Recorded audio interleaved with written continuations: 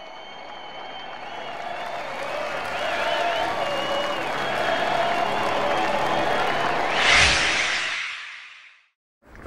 very close right up to the end and nail-biting finish.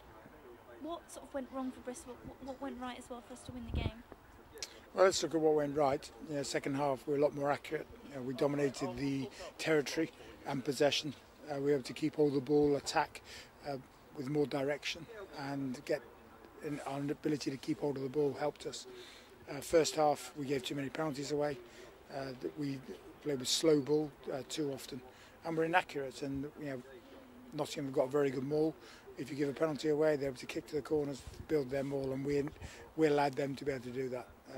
So pleased that we were able to play the way we did in the second half and kick a penalty, and delighted that we got through this game with a win.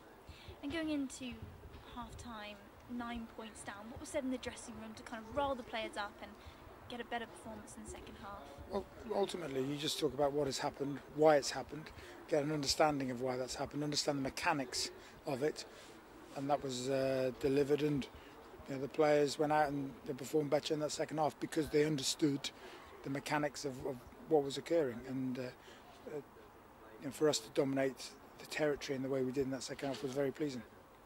And you decided to take the penalties today, and that ultimately won us the game. Is this something you're going to be doing throughout the next few games? Well, it's a decision-making process. It's a decision to win the game, and that's what you make. We're constantly reviewing whenever we get penalties, whether it's right to go to the corner or to take the shot at goal. If we'd have taken a couple of the early penalties, shots at goal, we wouldn't have got the 5 points that we got.